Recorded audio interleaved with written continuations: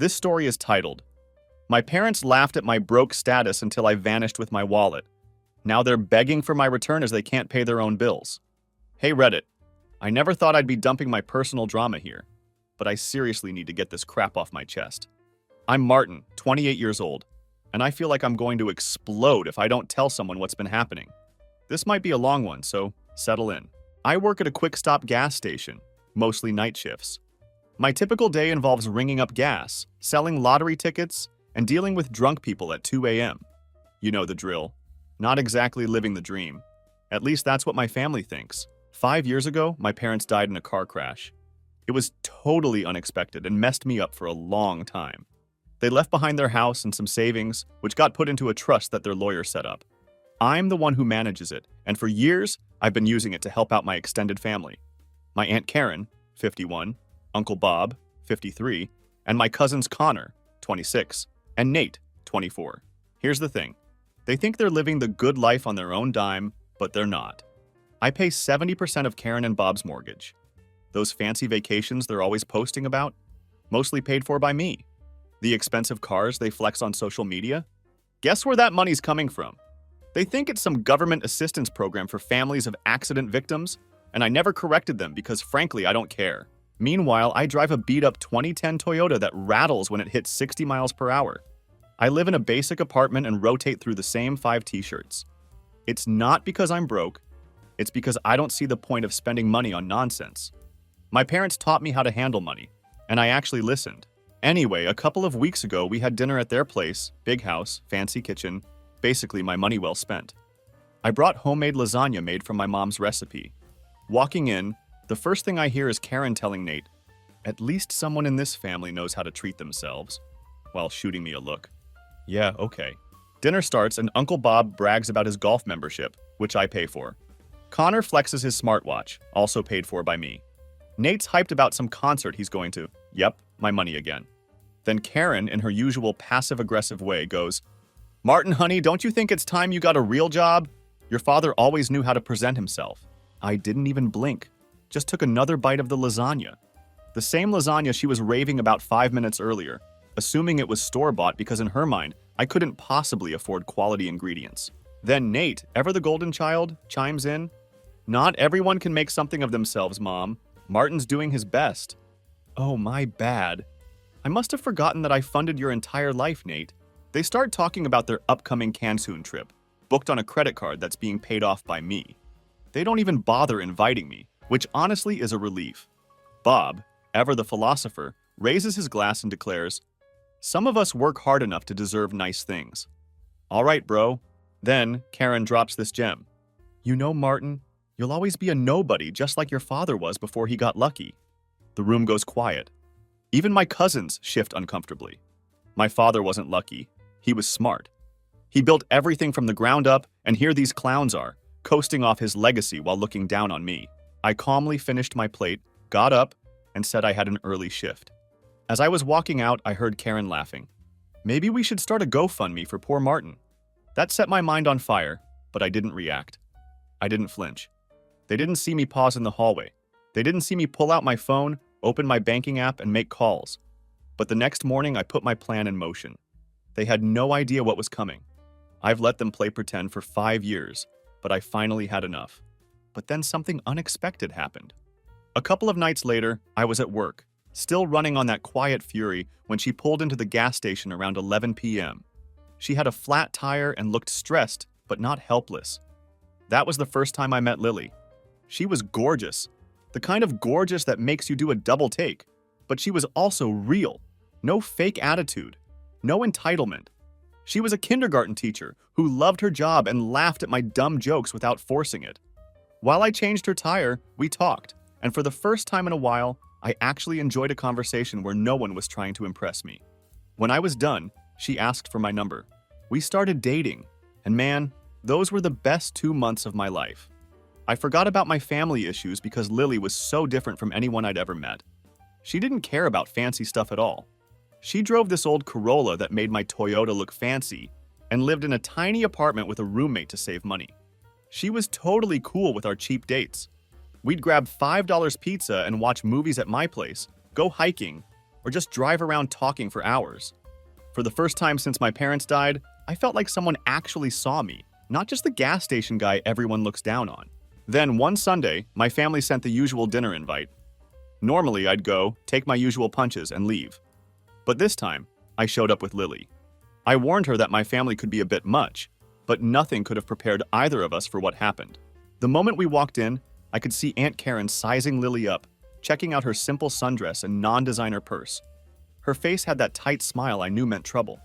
"Oh, Martin, you didn't tell us you were bringing a friend," Karen said, emphasizing friend like she couldn't believe anyone would date me. Uncle Bob barely looked up from his phone and just said, "Hey kid, there's extra chairs in the garage. Real classy welcome." I got the chairs while Lily tried to make conversation. When I came back from the garage, Connor had somehow positioned himself next to Lily, showing her pictures of his recent trip to Miami on his phone. "I go there twice a year," he was saying. "Maybe next time you could come with better company, of course." He winked at her while shooting me a look. Lily laughed uncomfortably and scooted closer to me when I sat down. I squeezed her hand under the table, trying to silently apologize for my family's behavior. Dinner started, and it just got worse. Every time Lily mentioned something about our relationship, my family found a way to make me look pathetic. "Martin took me to this cute little Italian place last weekend," Lily said, trying to join the conversation. "Oh, you mean Vincenzo's?" Karen laughed. "That's where we take the kids for birthday parties. I'm surprised Martin could afford even that on his gas station salary." Lily's smile did this little falter thing that made my stomach hurt. "Speaking of jobs," Connor chimed in, "did Martin tell you he's been at that gas station for what, 4 years now? No ambition to move up?" "I think it's admirable," Lily defended me. "He's reliable and his customers like him." Connor nearly spit out his drink laughing. "Customers like him? You mean the truck drivers who buy beef jerky at 2 a.m.? Not exactly a career path." I tried to change the subject, but they weren't letting up. "So, Lily," Uncle Bob said, setting down his fork, "you teach kindergarten, that's nice. Connor here just made junior partner at his law firm. Bought himself a new Mercedes to celebrate." Lily looked surprised. "Oh, congratulations, that's impressive." "What can I say?" Connor grinned. "Some of us have goals." The digs kept coming one after another. How my car broke down 3 times last year, not true. How I still hadn't paid Uncle Bob back for a loan. Also not true, he owed me money. How I probably couldn't even afford to take Lily anywhere nice for her birthday. Through it all, Lily kept squeezing my hand under the table, but I could see her expression changing when she looked around at my family's house, their clothes, their apparent success, and then looked at me, the gas station loser. Then the final hit came from Aunt Karen. "Lily, honey, you seem like such a nice girl. Smart, pretty. What exactly do you see in our Martin? You know he's never going to be able to give you the life you deserve, right?" The table went quiet. Lily's face went red. "I think Martin has a lot to offer," she said quietly, but I could see it in her eyes. Doubt. That seed my family had planted was already growing. The rest of the night was a blur. We left early, and the car ride home was mostly silent. Lily said she had a headache and wanted to go straight home. I nodded, but something was already off. She wasn't holding my hand like she usually did. Over the next few days, I noticed the shift. Texts took longer to get replies. Calls ended quicker. The good morning and good night messages that had become our routine stopped completely. A week later, we had dinner at her place. Usually, we'd order cheap takeout, watch some stupid show, and just talk for hours. But that night, she barely spoke. I caught her glancing at her phone every 5 minutes. "Something wrong?" I asked, trying to keep my voice light. "Just work stuff," she muttered. But I knew better. She never used to check her phone this much during our time together. It wasn't work, it was something else, but I couldn't put my finger on it. The following weekend, she canceled our plans last minute. "Hanging with some old friends," she said with no invite for me. A few days later, she sent me the text. "I think we need some space."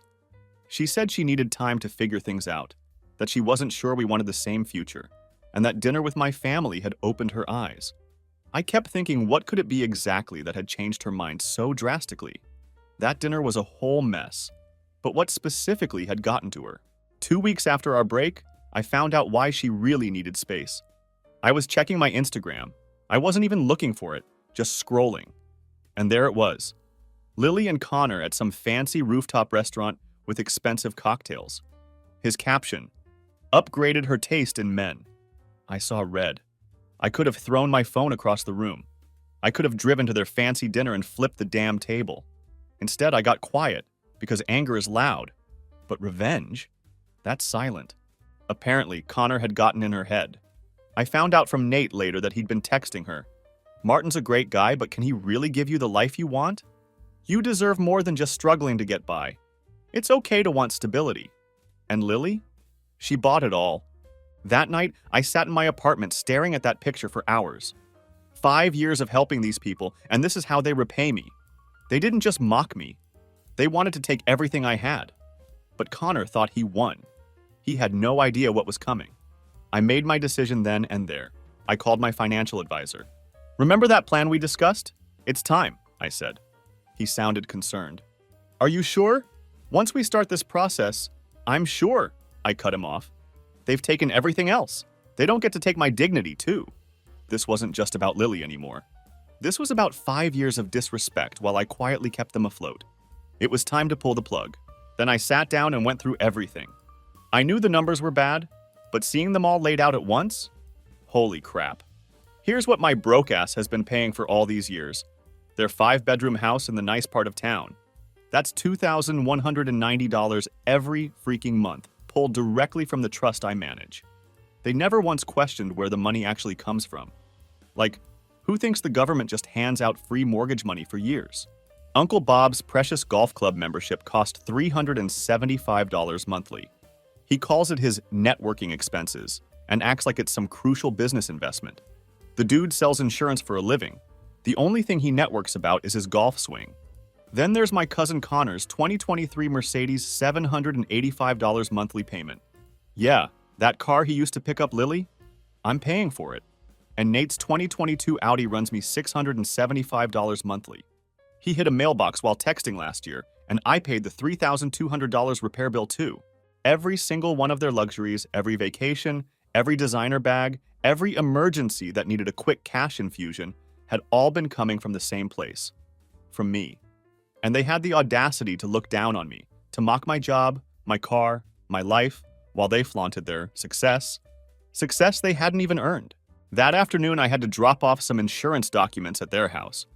Nobody was home, but I have a key. I'm the emergency contact after all. As I was leaving the papers in Uncle Bob's study, I noticed some printed emails on his desk. They were planning a huge engagement party for Connor and Lily after just 2 months of dating. Everyone from their social circle was invited, except me. The email chain was something else. Karen wrote that they couldn't have me there because Lily didn't want me making a scene. Bob agreed, saying they'd just tell me it was a small gathering. Connor, to his microscopic credit, at least questioned it, saying I was still his cousin. Bob shut it down immediately. Life's harsh. Besides, he'd embarrass us in front of Lily's family. I read that line twice. Embarrass them.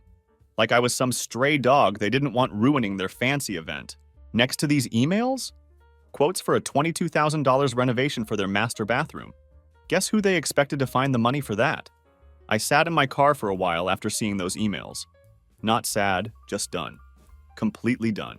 Then, like some final pathetic joke from the universe, I got a text from Lily.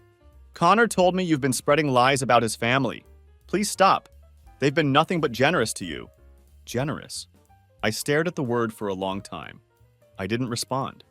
Instead, I made some calls and set some things in motion. The trust that's been funding their lifestyle? It's not as simple as just cutting them off, but there are ways, legal ways, properly documented ways. I set up a clear exit strategy after meeting with my financial advisor. I had all my ducks in a row, but then Aunt Karen called, insisting I come to dinner again. She said they needed to discuss something important with me. Connor and Lily will be there, she added, like that was supposed to be an incentive. They have big news. I knew exactly what I was walking into, but I went anyway. Time to see their true colors one last time. I arrived at 6 p.m. sharp. The first thing I noticed? Workers installing a fancy new chandelier in their entryway. Remember that home renovation I mentioned? Apparently they decided to start early, with my money, of course. Martin! Karen beamed with fake excitement. Don't mind the mess, we're just doing a little upgrading. You know how it is? She paused and looked me up and down. Well, maybe you don't. I just nodded and walked in. The whole family was there, plus Lily, all dressed up like it was some formal occasion. Connor had his arm wrapped around Lily's waist. She barely made eye contact with me. Uncle Bob pulled me aside before dinner. Listen, sport, we need to have a serious talk about your attitude, he said in a low voice. You've been acting jealous and it's making everyone uncomfortable. The nerve of this man, wearing the golf club polo I paid for while telling me about attitude. Dinner started. They'd ordered expensive catering, on the family credit card, naturally. Then Aunt Karen clinked her glass, and Connor stood up, pulling Lily up with him. We have an announcement, he said, grinning from ear to ear. Lily and I are engaged. Everyone cheered while Lily flashed a massive diamond ring. My cousin of all people had managed to snag the only girl I've cared about in years after dating her for all of 2 months. We're thinking a destination wedding, Connor continued, his arm tight around Lily's waist. Maybe Bali or the Bahamas. Whatever you want, sweetie. Karen cooed at Lily. Only the best for our new daughter-in-law. Lily beamed at them. You guys have been so amazing to me, like the family I always wanted. I took another bite of my food I was technically paying for, and waited for what I knew was coming next. Then Karen looked at me with fake sympathy plastered across her face. Martin, honey, I know this might be difficult for you, but we think it's best if you skip the engagement party and wedding. It would just be awkward for Lily. Connor at least had the decency to look uncomfortable. Lily just stared at her plate, refusing to meet my eyes. The Wilsons are coming to the party, Uncle Bob added, adjusting his collar. And Lisa just made VP at her investment firm. We can't have you showing up talking about your gas station. It reflects poorly on us. I took another bite of my food and smiled for the first time that evening. Which gas station stories would those be, Uncle Bob? The ones about how I manage a trust worth millions? Or the ones about how I've been paying your mortgage for 5 years? The room went dead silent. You could have heard a pin drop. What are you talking about? Aunt Karen snapped, her voice suddenly sharp. I pulled out my phone, opened my banking app, and held it up. Let's talk numbers, shall we? Would you like to start with the mortgage, the cars, or maybe that nice new chandelier that just went in? Nate laughed nervously. What's he talking about, Mom? He's obviously confused, Aunt Karen said quickly, her face paling. The house payments come from the government assistance program after his parents. There is no government program, I said calmly. There never was. It's all been me, through the trust my parents set up. Every single payment. Uncle Bob stood up, his face turning an alarming shade of red. Now you listen here. No, I cut him off. You listen. For 5 years, I've paid your mortgage, your cars, your bills, your golf club membership, your vacations, everything. Connor dropped his fork with a clatter. That's not... Dad, what's he talking about? Lily was staring at me, her face going pale as the reality of the situation began to sink in. Aunt Karen's face went from red to white in seconds. You're lying. You can barely afford gas for that trash car of yours. I started showing them screenshots, bank statements, transfer records, everything. That engagement ring on Lily's finger? Charged to the family credit card last week. The one I pay. The Bahamas wedding they were planning? Good luck with that. The bathroom renovation? Hope they got a good deposit deal. Good. They exploded. All of them screaming, denying, threatening. Aunt Karen knocked over her wine glass, staining her new tablecloth red. Uncle Bob kept yelling about lawyers. Connor was trying to explain to Lily, who looked like she was about to throw up. I stayed seated, kept eating, and let them tire themselves out. Finally, when they quieted down, I stood up. Check your emails tomorrow morning, all of you. Everything will be explained in detail, including the 60-day notice for new payment arrangements. Aunt Karen lunged forward, grabbing my arm. You can't do this to us! We're family! Family? I pulled my arm away. Family doesn't call family worthless. Family doesn't exclude family from gatherings, or steal girlfriends and then mock the relationship. I looked at Lily, who couldn't meet my eyes. And you, little gold digger, enjoy the life they can't actually afford. Hope that ring was worth it. I walked to the door, then turned back one last time. By the way, that trash car of mine? Fully paid off. Unlike your cars, your house, or anything else you own. I left them all standing there, screaming and crying, got in my car, and drove home with a strange sense of calm washing over me. Their phones have been blowing up my phone ever since. Texts, calls, voicemails, ranging from threats to begging to promises to change. Too late. Everything was prepared. Documents were ready. Lawyers were on standby. The next morning, at 9 a.m. sharp, I sent the emails. Every single detail laid out in black and white. 5 years of transactions, receipts, wire transfers, mortgage payments, credit card bills, car loans. No fluff, no explanations, just numbers. Cold, undeniable numbers. At the bottom, an official notice. All financial support ends in 60 days. Then I turned off my phone. I didn't sit around waiting for the fallout. I grabbed my keys, drove across town to a coffee shop I'd never been to, and sat there for 2 hours drinking the best damn espresso of my life. For the first time in years, I felt free. When I turned my phone back on, the screen nearly froze from the flood of notifications. 63 missed calls, 214 text messages, 43 Facebook messages. They had officially lost their minds. Aunt Karen was first to show up at my apartment. She didn't even knock, just started pounding on the door around noon. "Martin, open this door right now. You can't do this to us."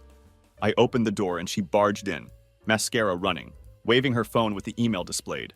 "This is a joke, right? This has to be a joke." Her voice was loud enough to alert my neighbors. I shrugged, barely looking at her.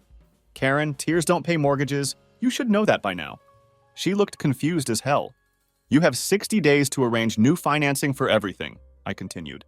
"We'll be ruined! The mortgage, the cars, everything! How could you do this to family?" She was practically shrieking now. "Let's talk about family. Let's talk about calling me worthless. About excluding me from gatherings.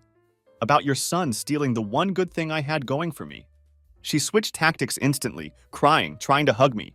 "We didn't know. We're sorry. We can change." "No, Aunt Karen, you can't. The trust dissolves in 60 days. Everything stops, the mortgage, the car payments, the credit cards, all of it." That's when Uncle Bob burst in. Apparently, she had texted him my address. He was red-faced, veins popping on his forehead. "You ungrateful little—" He stepped toward me aggressively. "Bad move." "One more step," I said calmly, "and I call the police. Then the payment stops today instead of in 60 days. He froze, the reality of the situation finally hitting him like a freight train. Then my cousins arrived. Connor looked shell-shocked, like his whole world had just collapsed in real time. Nate was panicking, pacing around my small apartment. "What about Lily?" Connor kept saying, running his hands through his hair. "What am I supposed to tell her?" "The truth might be a good start," I said, leaning back, arms crossed. "That you're a fraud who can't afford his own lifestyle, let alone hers." "But the engagement! The ring! She's going to leave me!" His voice cracked pathetically. I smiled. "Well, at least now you know what it's like to have something stolen from you." "Sucks, doesn't it?" Connor blinked rapidly, swallowing hard. His hands clenched into fists, but he had nothing to say. For once in his life, he was completely speechless. The next few hours were complete chaos. Aunt Karen crying on my couch. Uncle Bob pacing, making calls to his golf club connections for loans. Connor having what looked like a panic attack in the corner. Nate just sitting there, staring at nothing, like his brain couldn't process what was happening. Then came the text from Lily. "Is it true about the money?" I didn't even respond, just turned my phone toward Connor and let him see it. He looked at his phone, then at me, utterly defeated. "What do I tell her?" he asked, his voice barely above a whisper. "I don't care," I said flatly. "Not my problem anymore." Then Aunt Karen tried one last tactic. "Your parents would be ashamed of you." The room went silent. I walked to my bedroom, came back with a folder, and tossed it on the coffee table. Inside were letters from my parents, detailing exactly how the trust should be used. For genuine family emergencies, for education, for health issues. Not for golf memberships and luxury vacations. I let them read in silence, watching as the realization dawned on their faces. Then I spoke, my voice steady. "My parents worked their entire lives to build something real. They set this up to help family in need, not to fund leeches. You want to talk about shame? They'd be ashamed of you." Karen crumpled, her body shaking with sobs. This time the crying was real. She barely made it back home from my apartment before the consequences started rolling in. The chandelier company called about their overdue balance. Apparently that fancy imported piece of overpriced glass and metal they just had to have wasn't fully paid off. The check bounced. The workers came the next morning to take it down. Bob got a call too. His beloved golf club, the one where he pretended to be a big-shot businessman while selling insurance, canceled his membership. Turns out when you don't pay your dues, you don't get to keep playing on their pristine, overpriced grass. But the biggest collapse? Connor. His engagement with Lily imploded when he finally had to sit her down and confess that his wealth was nothing more than smoke and mirrors. Lily, bless her heart, had apparently assumed that his life of first-class vacations and luxury cars came from his success, not from a trust fund he never even knew existed until it was gone. So the engagement party? Canceled? The destination wedding? Never happening. I heard all of this secondhand from Nate, who had the common sense to realize that maybe I wasn't the villain in this story. Unlike the rest of them, Nate actually listened when I cut them off. He didn't try to fight it, didn't beg or scream or threaten. He just disappeared for a while, taking time to process everything that had happened. Meanwhile, Karen and Bob were scrambling to refinance their house, but with their credit history, years of spending like royalty while carrying mountains of debt, no bank wanted to touch them with a 10-foot pole. 2 weeks later, I drove past their house in my so-called trash car. Karen was standing outside in a robe, arms crossed, watching as workers took down her precious chandelier. She didn't notice me. She was too busy watching her world crumble. I didn't feel bad, not even a little, because while their house was falling apart, I had finally moved into mine. My parents' old home, the one they lived in before they bought the bigger place, the one that actually had history in it. That wasn't just a showpiece for fake status. I had bought it in cash. And now it was mine. No mortgage, no debt, no parasites leeching off me. It's been 7 months. That's how long it's been since I dropped the hammer and walked away from the mess that used to be my so-called family. 7 months since I stopped paying for people who treated me like garbage. And damn, it feels good. I quit the gas station job. No more scanning lottery tickets for desperate gamblers or dealing with drunk idiots at 2 a.m. The last time I clocked out, I didn't even look back. That place was never meant to be permanent. It was just something to do while my money kept the leeches fed. But now that they were cut off, now that I didn't have to be their walking ATM, I had options. So I took one. For years, I'd been good with cars. My dad used to teach me when I was a kid how to change oil, replace brake pads, diagnose engine problems. It was never just a hobby, though. I genuinely enjoyed it, working with my hands, solving problems, getting things running again. So I took what was left of the trust money, the money I wasn't wasting on ungrateful people, and I put it into something real. I opened my own auto repair shop. I called it Honest Mechanic because if there was one thing I'd learned from my family, it was how sick people were of getting lied to. Turns out, when you don't scam customers, when you don't upsell them fake repairs, when you just do the damn job right, people appreciate that. Who would have thought? I started with just me, one guy, one rented garage, a couple of used lifts, and a sign that barely fit over the entrance. Within 2 months, I was swamped with work. Word spread quickly. People liked having a mechanic who wasn't out to bleed them dry. By month 4, I had 2 other guys working with me, and we were profitable. My financial advisor even told me it was rare for a new business to turn a profit that fast. And then came Olivia. I needed someone to handle the front desk, scheduling, managing orders, making sure I didn't waste time dealing with idiots who don't know their car needs an oil change. I hired Olivia, and let me tell you, this woman runs the place like a damn CEO. She's in her mid-20s, sharp as hell, and yeah, I won't lie, drop-dead gorgeous. But unlike Lily, she doesn't need a guy with money to make her feel important. Customers love her. My guys listen to her, and she doesn't fawn over me or try to flirt her way into an easy ride.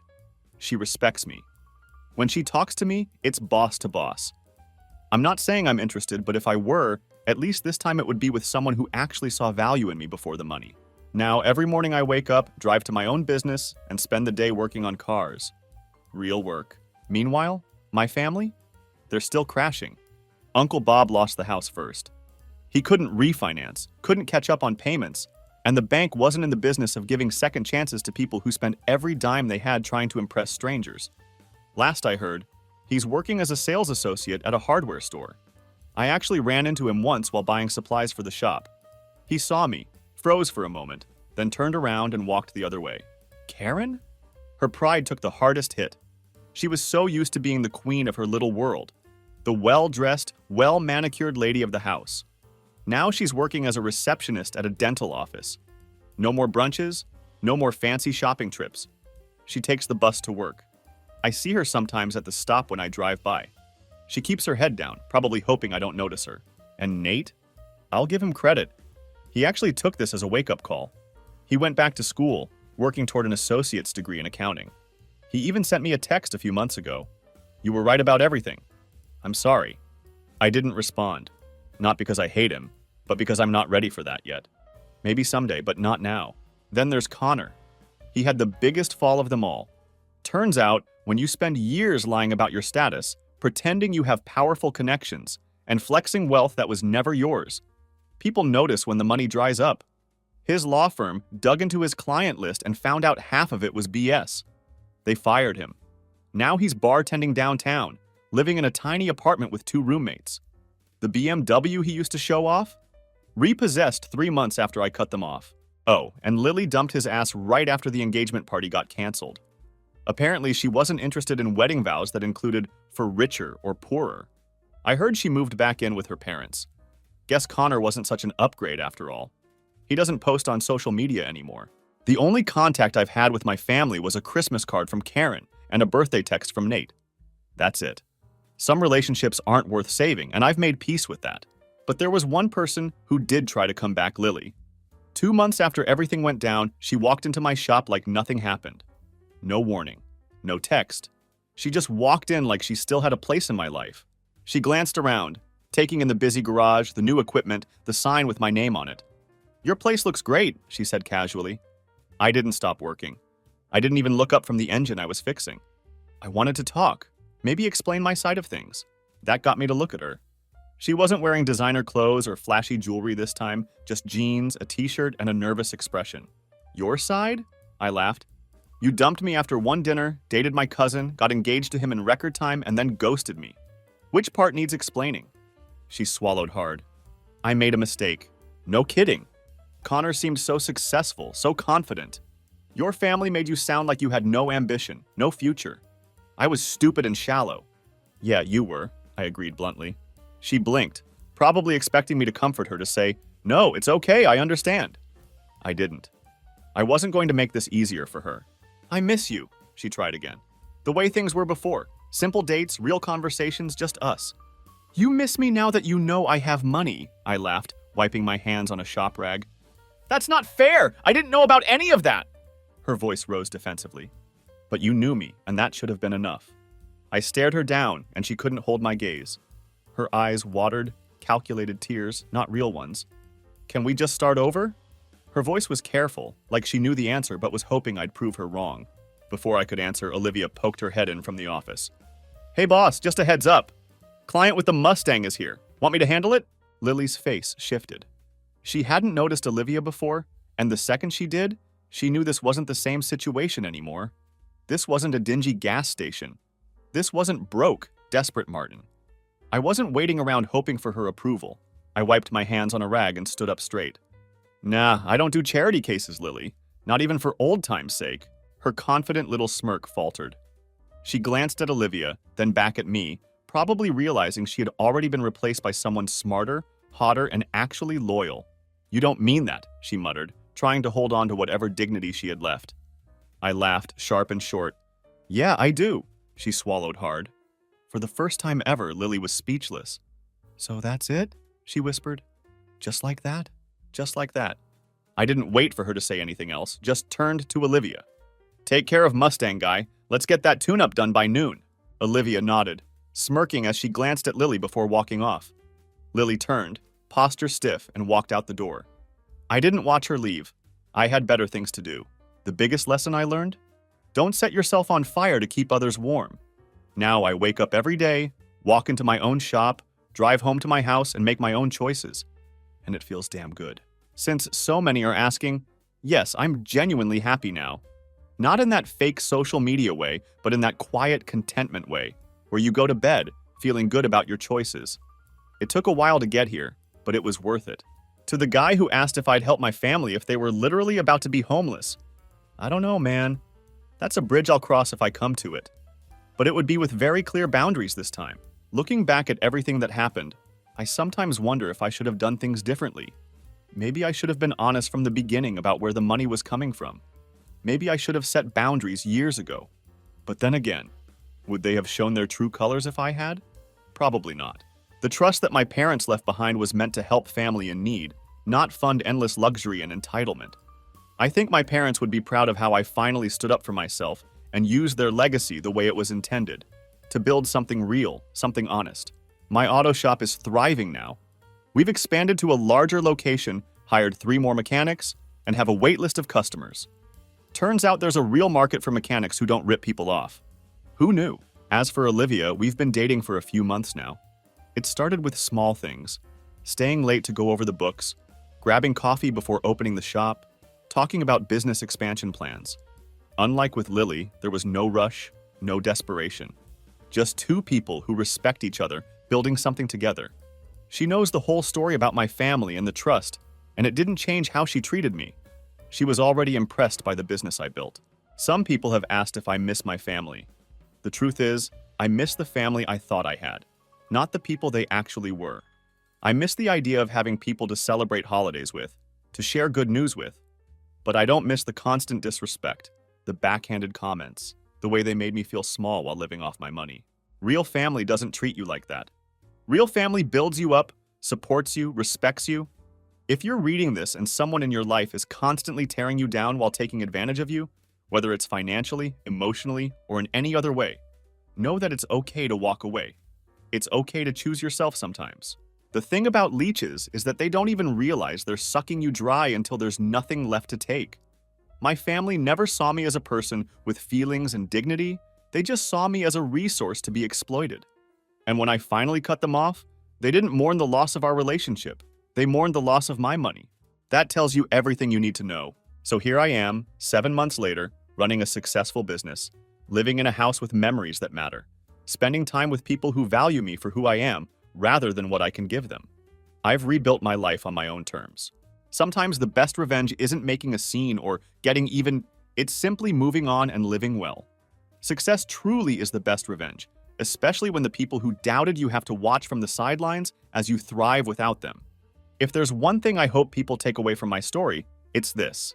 Know your worth, set your boundaries, and don't let anyone, not even family, make you feel small for their benefit. You deserve better than that.